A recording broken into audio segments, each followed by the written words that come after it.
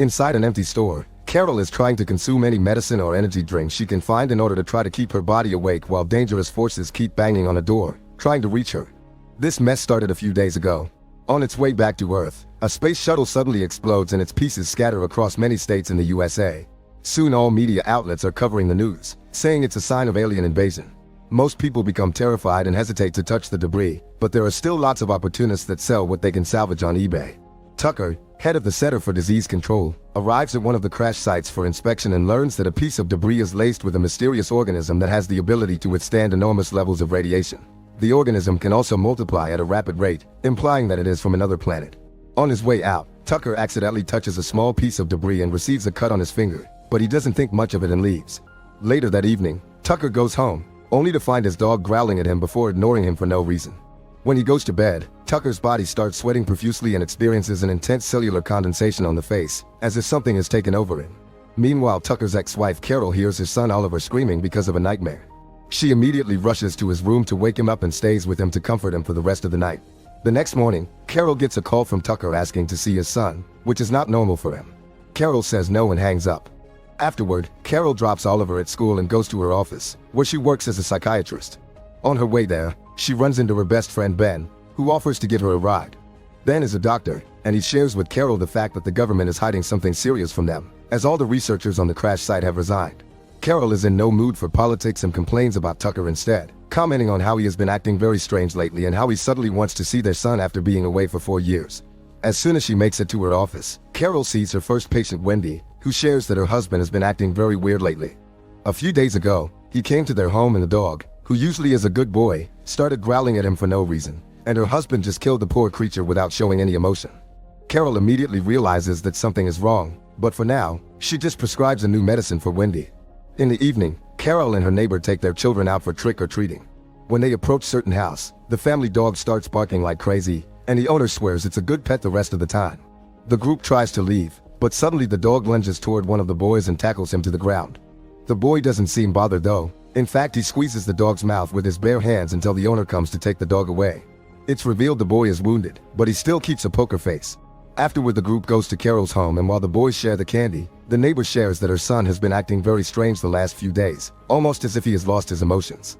Suddenly, Oliver starts screaming from another room, and when Carol rushes to him, she finds a strange piece of flesh coming out of his hand that he got from the candy. The next morning, Carol sees a terrified woman running through the streets but ignores her. She takes the strange flesh to Ben, who shares it with his scientist friend Stephen. He promises to take a look, but the testing will take a while.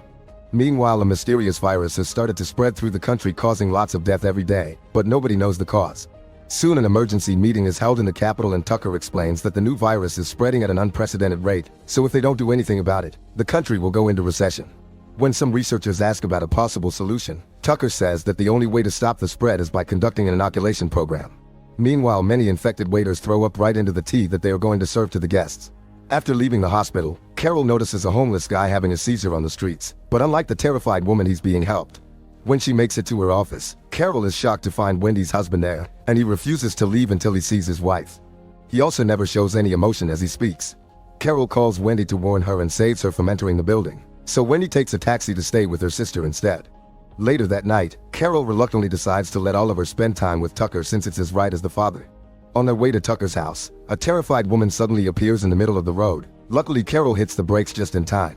The woman desperately asks for help as she insists that something terrible will happen soon. But before she can add more details, a car suddenly runs her over.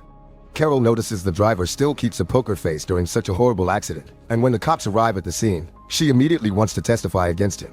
However, the head cop simply tells her to go home because they have this covered, which Carol finds weird. Moments later, Carol drops Oliver at Tucker's place, noticing her ex doesn't show much emotion on his face before she leaves. Afterward, she meets Ben to attend a very fancy party, where they have a very philosophical conversation with diplomat Beliste, his wife Ludmilla, and Dr. Yorsh. After the party, Ben takes Carol home and tries to kiss her, but Carol soon breaks the kiss because she doesn't want to ruin their friendship. Once inside, Carol sends Oliver a message and suddenly hears someone at the door. She only opens it a bit and finds a man asking questions for the census department, which doesn't make sense at this hour. Carol tries closing the door in his face, but the man puts his hand inside, triggering a struggle between the two of them. At last, Carol wins and locks the door, causing the man to go away. Meanwhile, Oliver gets to play with his friend Jean, who says his father is behaving weirdly, and Oliver thinks the same about his own. When he goes home, Oliver finds Tucker making a special drink for him.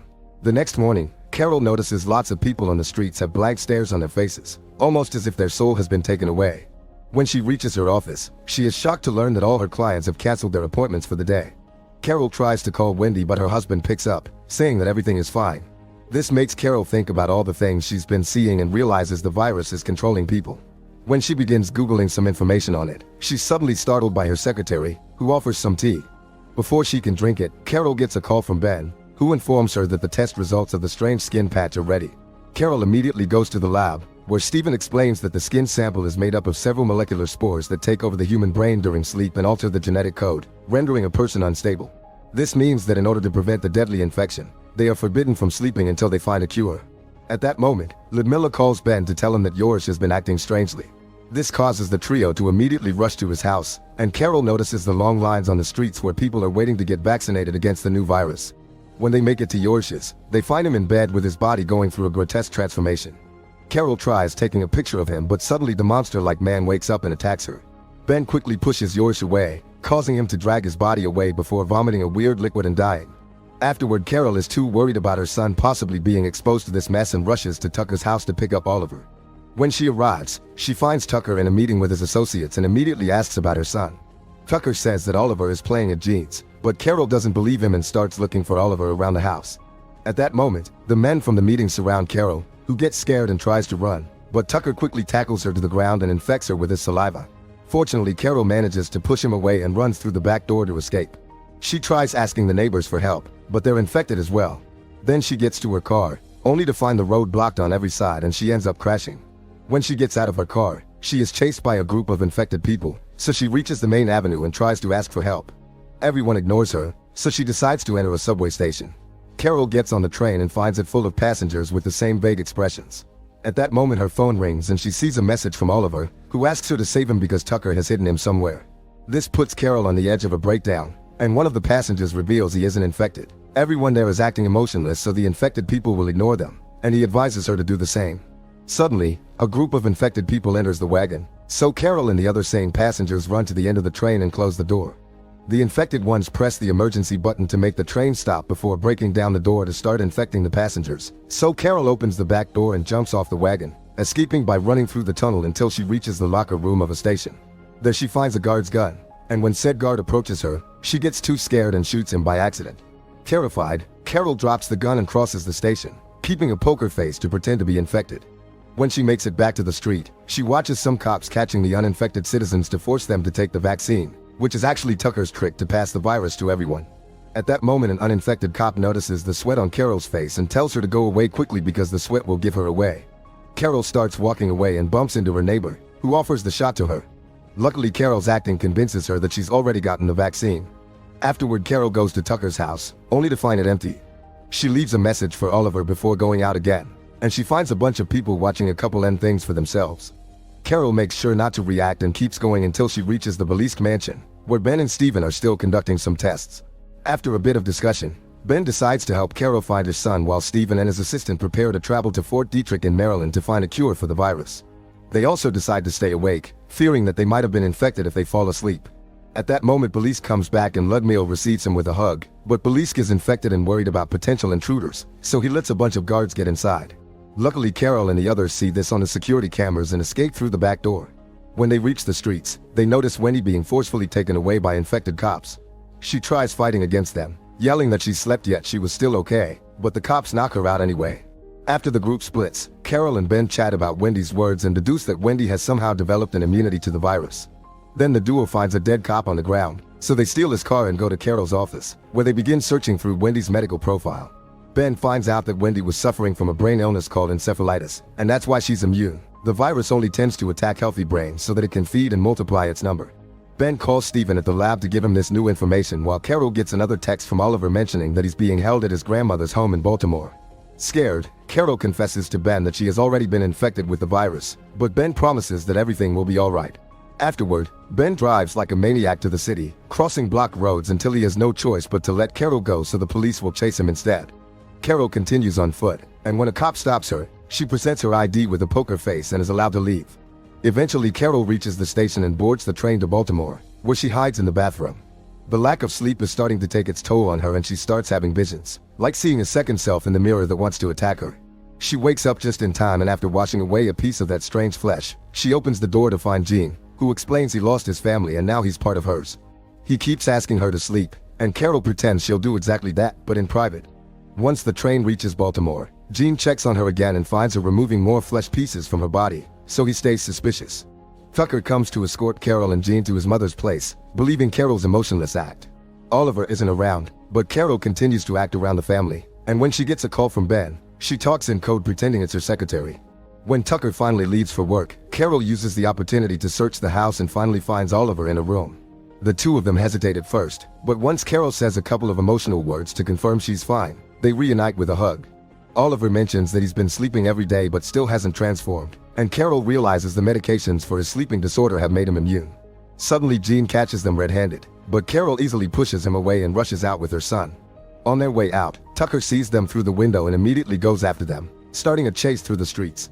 Oliver finds a broken window in an abandoned warehouse and they hide there, but Tucker comes inside too. While he monologues like a bad villain, Carol tries to sneak to the door, but Tucker catches her from behind and tries to knock her out. Oliver cuts in and hits his dad with a metal tool, so Tucker captures him instead. This gives Carol the chance to hit him on the head and knock him out, allowing them to escape. Afterward, Carol and Oliver hide inside an empty department store. Carol searches the medicine section and finds an injection, which she shows to Oliver as she explains she wants him to inject her heart with it if she ever falls asleep. Then they go looking for some food and Carol gets a call from Ben, who learns about their location and promises to pick them up soon. While his mother's busy on the call, Oliver slowly approaches a door with blood splattered nearby, but luckily Carol stops him before he can open it. Instead, she goes inside herself and finds multiple people on the ground going through the transformation. The group includes a cop, so Carol very carefully comes closer to take his gun before rushing outside and locking the door, telling Oliver to stay away from it. Hours start to pass while they wait for Ben, and while Oliver sleeps, Carol desperately searches for anything she can use to stay awake, going back to the beginning of the story. Unfortunately, this isn't enough and Carol falls asleep anyway. Eventually, the infected people inside the room wake up and begin hitting the door as they try to get out. The noise wakes Oliver up and he discovers her mother has fallen asleep, so he immediately injects her with a syringe, which wakes her up and cancels the transformation just in time. Then Carol washes the weird flesh off her face and leaves the bathroom to discover Ben has finally arrived. She rushes to hug him, only to realize he's been infected too. Carol backs away as Ben invites Carol to join the new society that will have no crime, hate, or discrimination. A terrified Carol points her gun at him, but Ben still opens the door and lets out all of the other infected people before mentioning that they hate immunity as he points at Oliver. The group tries to capture the child, so Carol begins shooting quickly, killing them one by one. However, she can't bring herself to kill Ben, so she just shoots him in the leg and runs away with Oliver. Outside, they take Ben's car to escape. While Carol drives like crazy, she gets a call from Steven, who gives her an address where a helicopter will be waiting for them. When she reaches the main street, she finds herself surrounded by cars and she crashes, causing her to lose consciousness. Lots of infected people now surround the car and Oliver locks the doors before shaking Carol until she wakes up. A man manages to break a window, but before he can infect them, Carol speeds up and pushes the people away to escape. There are still a few crazy ones hanging on the roof of the car, so Carol drives like a maniac and hits things on purpose to make them fall. There are also police cars hitting hers until they make her crash, sending the last few attackers flying against a shop window. Luckily, the car is fine and Carol keeps driving while getting directions from Steven through the phone. An affected man throws a Molotov bomb at her car, but Carol still drives with the vehicle on fire, not stopping until they make it to the parking lot of the right building. The car crashes against a pillar, so Carol and Oliver go out and run to the elevator, where they're almost reached by the enemy. They hit them and push them away, allowing for the doors to close. The duo finally makes it to the roof, where Steven and his army buddies rescue them in a helicopter. Sometime later, scientists outside the USA have finally created a vaccine, and thanks to it the alien virus has been eradicated from the entire world, allowing life to be normal again. As the main scientist behind the vaccine, Steven explains to the press that the vaccinated people will have no memories of the earlier events.